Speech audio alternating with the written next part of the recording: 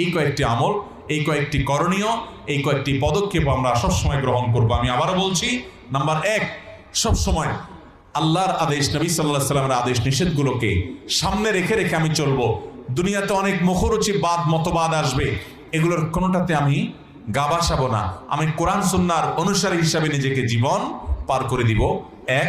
Number 2, বিশেষভাবে সুন্নাতে রাসূলকে, নবী করিম সাল্লাল্লাহু আলাইহি ওয়াসাল্লামের আদর্শ কি, সুন্নাহ কি, এটা জেনে জেনে খুঁটে খুঁটে ওইটার অনুসরণ বেশি বেশি করবো। ফিতনার সময় রক্ষার জন্য নবী সাল্লাল্লাহু আলাইহি ওয়াসাল্লামের বাতানো ফর্মুলা অনুযায়ী সুন্নাতকে আঁকড়ে ধরার কথা তিনি বলেছেন, শুধু অনুসরণ না, মানে কোনোভাবে যেন সুন্নাহ না ছুটে। সেটাকে যত বেশি ধরবেন তত বেশি আপনি ফিতনা থেকে মুক্ত থাকতে পারবেন। নাম্বার 3, আপনি আল্লাহর কাছে বেশি বেশি করে দোয়া করবেন। ইহদিনাস সিরাতাল মুস্তাকিম, দোয়া করবেন রব্বানা লা তুযিগ কুলুবানা বা'দা ইয হাদাইতানা ওয়া হাব লানা মিন লাদুনকা রাহমা ইন্নাকা আনতাল ওয়াহ্হাব। দোয়া করবেন ইয়া মুকাল্লিবাল কুলুব সাব্বিত কলবি আলা দীনিক ওয়া তাআতিক, হে অন্তর পরিবর্তনকারী, আমার অন্তর যেন তোমার ইবাদতে, তোমার দাসত্বে, তোমার গোলামিতেই থাকে, এটা যেন অন্য কোনো দিক চলে না যায়।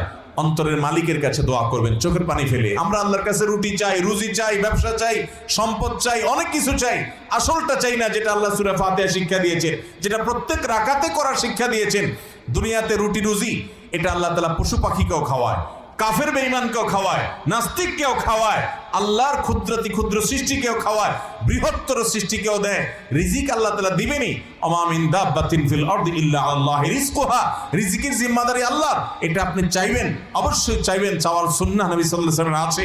কিন্তু এর চাইতে বড় যেটা আপনার চাওয়া হবে, আমাদের চাওয়া হবে, আপনার আমার, সেটা হলো আল্লাহর কাছে হেদায়েত চাইতে হবে। আল্লাহ, আমি যেন এই ফিতনার সময় সঠিক পথে থাকতে পারি, কোনটাতে যে আমার ঈমান হারা হয় আমি জানি না, আপনি আমাকে রক্ষা করবেন। এই জন্য 3 নম্বর করণীয় হলো বেশি বেশি আল্লাহর কাছে দোয়া করতে হবে।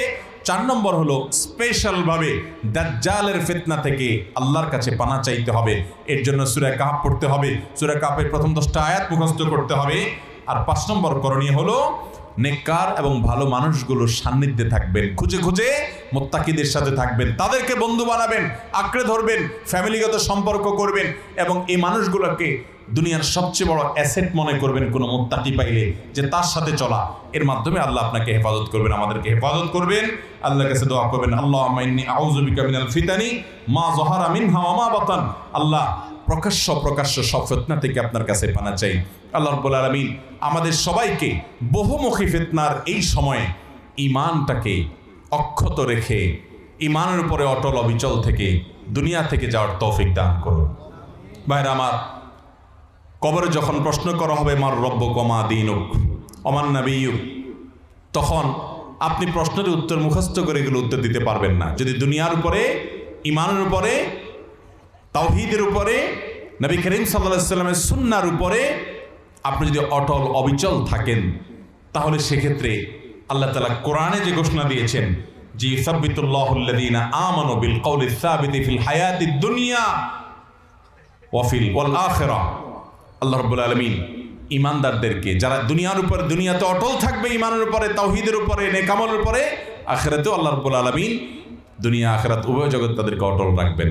আল্লাহ তাআলা আমাদের সবাইকে সেই সৌভাগ্যশীল মানুষদের কাতারে শামিল হওয়ার তৌফিক দান করুন, যাদের ঈমান এবং নেক আমল নিয়ে তারা আল্লাহর কাছে যেতে পেরেছেন। জাযাকুমুল্লাহু খায়রা ওয়া আখিরু দাওয়ানা আনিল হামদুলিল্লাহি রাব্বিল আলামিন।